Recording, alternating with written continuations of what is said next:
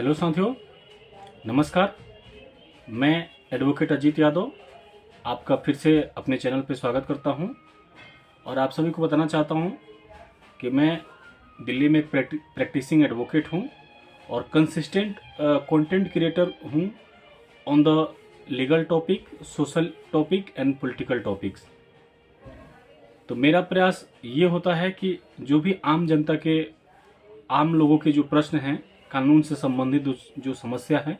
उसको मैं कोशिश करता हूं कि जितना जल्दी हो सके उसको रिजॉल्व करूं। और जो भी हमारे मित्र, जो हमारे यार, हमारे सब्सक्राइबर्स, हमारे व्यूअर हमारे साथ जुड़े हुए हैं, उनके किसी भी लीगल राइट का वायलेशन ना हो, किसी भी तरीके से उनके कानूनी अधिकारों का हनन ना हो, कहीं भी उनको किसी ऐसे सिचुएशन का, किसी ऐसी परिस्थिति का सामना ना करना पड़े जहां पे वो कानून की और लॉ की जानकारी के अभाव में उनके साथ अन्याय हो। तो मैं अपने मित्रों को बताना चाहता हूं कि मैं दिल्ली में हूं, मैं दिल्ली में रहता हूं और दिल्ली, नोएडा, एनसीआर में जो लोग रहते हैं, गुड़गांव में जो लोग रहते हैं, वो मुझे डायरेक्ट कोऑर्डिनेट कर सकते हैं। अगर आपका किसी भी तरीके से लीगल राइट्स का वायलेशन होता है तो आप मेरा सहयोग ले सकते हैं। I am always ready to help you. मैं ये सारी चीज़ें इसलिए बता रहा हूँ कि हमारे एक सब्सक्राइबर के थ्रू, एक व्यूअर्स के थ्रू हमें सूचना मिली है कि किसी कंप्लेन, जो एक कोई कंप्लेन था, एक कोई छोटा सा इंसिडेंट था, कोई किसी के साथ मारपीट हुआ, लड़ाई झगड़ा हुआ और उस व्यक्ति के साथ एक पावरफुल गैंग है, मतलब कोई पैसे वाला, पहुंच वाला कोई व्यक्ति है और एक व्यक्ति है जो साधारण बैकग्राउंड का है, सामान्य व्यक्ति है, कानून को मानने वाला है, और एक पक्ष जो है काफ़ी पैसे वाला है, पहुंच वाला है, और उन दोनों के बीच में टकराव हुआ है, मारपीट हुआ है और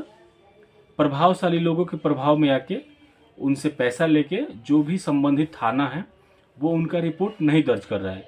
यानी कि एफआईआर नहीं नोट कर रहा है।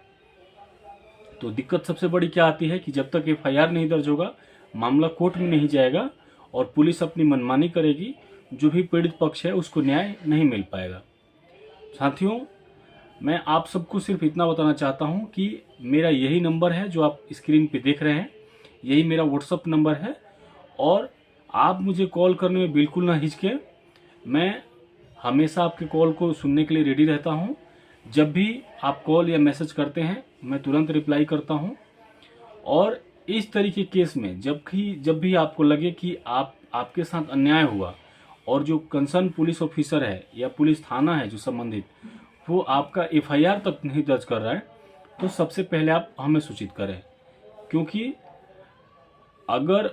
पुलिस को एफआईआर नहीं, कोई भी पुलिस ऑफिसर, कोई पुलिस थाना अगर एफआईआर नहीं दर्ज करता है आपका, तो उसकी प्राइमरी जो उसकी रिस्पॉन्सिबिलिटी है उसका ब्रीच करता है, वो अपने कर्तव्यों का निर्वहन नहीं करता है और घूस लेके सामने वाले पार्टी के प्रभाव में आके वो अपने पद और प्रतिष्ठा का दुरुपयोग करता है और आम जनता के कानूनी हक अधिकार का हनन करता है। तो इस तरीके का कोई भी केस आए आप मुझे ज़रूर बताएं, क्योंकि हमारे पास एक ऐसा सेक्शन होता है, हमारे पास एक ऐसा लीगल राइट है, ऐसी लीगल रेमेडीज है कि हम बिना थाने गए भी एफआईआर दर्ज करवा सकते हैं और जो भी पीड़ित व्यक्ति होगा उसको पूरा का पूरा उसको न्याय मिलेगा, न्यायिक प्रक्रिया का पालन होगा। तो अगर आप पूछेंगे कि कैसे होगा, तो आपको मैं बताना चाहूँगा कि सीआरपीसी का सेक्शन 156(3), सीआरपीसी की जो धारा है 156(3), वो हमें कोर्ट से डायरेक्ट केस करने का, मुकदमा दर्ज करने का पावर देता है, जहाँ पे हम संबंधित मजिस्ट्रेट के पास जाते हैं और वहाँ पे आपकी एप्लीकेशन लगाते हैं कि लॉर्डशिप, ये जो व्यक्ति हैं इनके साथ ऐसी ऐसी दुर्घटना हुई, मारपीट हुआ, लीगल राइट का वायलेशन हुआ और पुलिस अपोजिट व्यक्ति के, प्रभावशाली व्यक्ति के प्रभाव में आके या उससे पैसा लेके, घूस लेके या किसी अन्य बाहरी दबाव में आके इनका एफआईआर दर्ज नहीं कर रहा है और इनके साथ अन्याय हो रहा है, न्याय नहीं मिल पा रहा है। तो उस सिनेरियो में क्या होता है कि कोर्ट खुद एफआईआर दर्ज होता है और कोर्ट से ही वो प्रोसीडिंग शुरू होता है। कुछ केस में जो मजिस्ट्रेट होते हैं वो पुलिस वाले को वापस धमकाते हैं और उनको डांट फटकार लगा के उसको बोला जाता है कि आप इसमें एफआईआर दर्ज कीजिए, और जो संबंधित पुलिस ऑफिसर होता है जो SHO होता है, जो ऑफिसर ऑन ड्यूटी होता है, उसको कोर्ट तलब करती है। अगर वो दोषी पाया जाता है अपने कर्तव्यों को निर्वहन करने में, वो व्यक्ति अगर दोषपूर्ण तरीके से अपने कर्तव्य का निर्वहन करता है तो कोर्ट उस पर कार्रवाई करती है, यहाँ तक कि उसको नौकरी से भी बर्खास्त किया जाता है, सैलरी रोक दी जाती है और उनका प्रमोशन भी रोक दिया जाता है। इस तरीके की कई सारे प्रोविज़न हैं और आम जनता को, आम लोगों को इस बात की जानकारी नहीं होती है। तो क्या होता है कि लोग थाने तक जाते हैं, अगर उनकी FIR नहीं दर्ज की जाती है तो चुपचाप अपने घर वापस लौट जाते हैं। तो मैं अपने व्यूअर से, अपने सब्सक्राइबर से, जो भी हमारे साथी देख रहे हैं, सबसे यही रिक्वेस्ट कर रहा हूँ कि आप बिल्कुल, अगर आपका FIR नहीं दर्ज हो पा रहा है तो आप बिल्कुल डरे नहीं, घबराए नहीं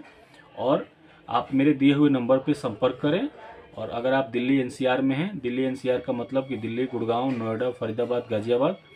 इस जोन में अगर आप रह रहे हैं तो मुझसे कोऑर्डिनेट करें। मैं जो भी थाना आपका कंसर्न पड़ेगा वहाँ पहुँच के आपका FIR दर्ज करवाऊँगा और जो भी आपका संबंधित जिला है, जो कोर्ट है, वहाँ पे जाके आपकी FIR दर्ज करवाई जाएगी और आपको पूरा न्याय मिलेगा।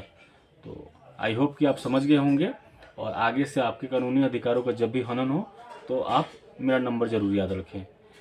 आप सभी ने वीडियो को लास्ट तक देखा, इसके लिए बहुत बहुत धन्यवाद। और आगे भी आपका कोई क्वेश्चन, कोई कंसर्न, कोई क्वेरी, कोई इंक्वायरी, कोई जिज्ञासा है तो आप ज़रूर हमें मैसेज करके बताएं। बहुत बहुत धन्यवाद।